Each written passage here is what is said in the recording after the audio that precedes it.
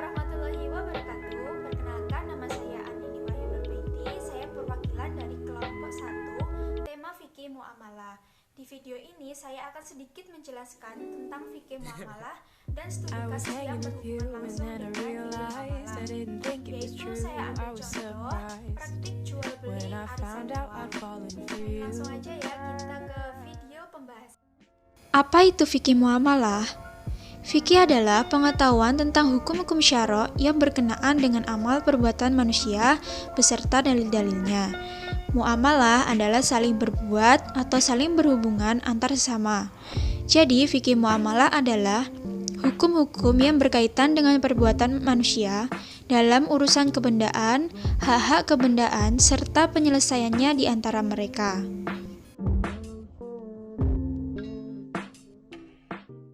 Fikih muamalah mempunyai 4 prinsip dasar. Yang pertama, prinsip keadilan, yaitu menghindari kezaliman dengan tidak memakan harta sesama secara batil. Yang kedua, prinsip kerelaan. Prinsip ini menunjukkan bahwa dalam setiap kegiatan muamalah harus dilaksanakan dengan sukarela, tanpa adanya unsur paksaan antar pihak-pihak yang terlibat. 3. Prinsip kejujuran atau amanah. Dan yang terakhir, prinsip haramnya riba. Adanya pelarangan riba dalam kegiatan muamalah karena terdapatnya unsur zalim di antara para pihak yang melakukan kegiatan tersebut, yang salah satunya adalah pihak yang dizalimi. Lalu, studi kasus apa yang berhubungan dengan fikih muamalah? Ya, saya ambil contoh praktik jual beli arisan uang. Bagaimana ya hukum arisan dalam Islam? Apakah jual beli tersebut sesuai dengan prinsip dasar muamalah?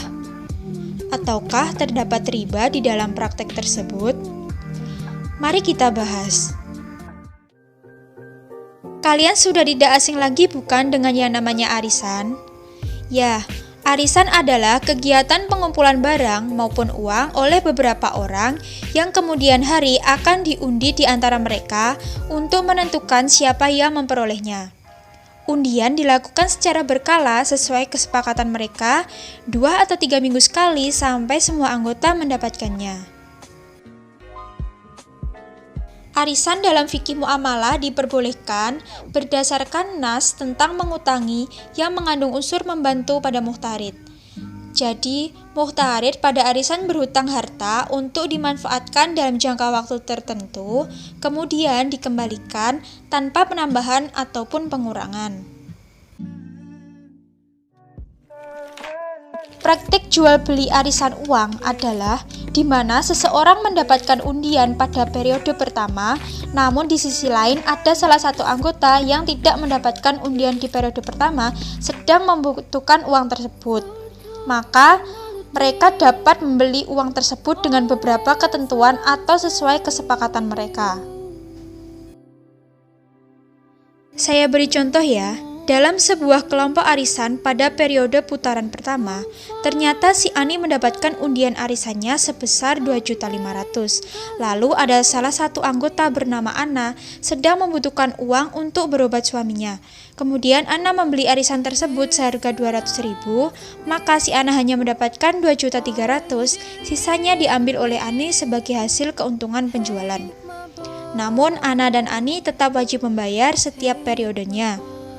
Apabila nanti si Ana mendapatkan undian, uang langsung diserahkan ke Ani sebesar 2.500.000. Lalu, apakah praktik jual beli arisan uang tersebut sudah sesuai dengan prinsip dalam fikih muamalah? Jika kita mengacu pada prinsip fikih muamalah, maka praktik jual beli tersebut ada beberapa yang sudah sesuai dan ada juga yang belum sesuai. Yang pertama, prinsip kebolehan atau ibahah dan prinsip haramnya riba. Dari segi transaksi tidak melanggar sesuatu yang dilarang dalam Islam. Dari proses transaksi hingga yang ditransaksikan halal dan memberikan manfaat pada orang lain. Namun, di sisi lain ada hal yang keluar dari ajaran Islam, yaitu adanya riba di dalamnya. Salah satu contoh riba dalam praktek tersebut, penjual mendapatkan uang lebih yang sangat membebankan pembeli. Padahal dalam hutang piutang tidak diperkenankan adanya penambahan maupun pengurangan biaya. Yang kedua, prinsip keadilan. Prinsip keadilan di dalamnya belum sesuai. Mengapa? Karena pembeli dalam praktek jual beli ini lebih dirugikan daripada penjual arisan uang tersebut. Selanjutnya, prinsip kerelaan dan manfaat. Keduanya telah sama-sama rela. Namun kemanfaatan juga sudah dirasakan keduanya, terutama untuk pembeli yang pada saat itu sangat membutuhkan uang untuk kebutuhan mendesak. Sehingga dengan adanya jual beli uang ini sangatlah bermanfaat.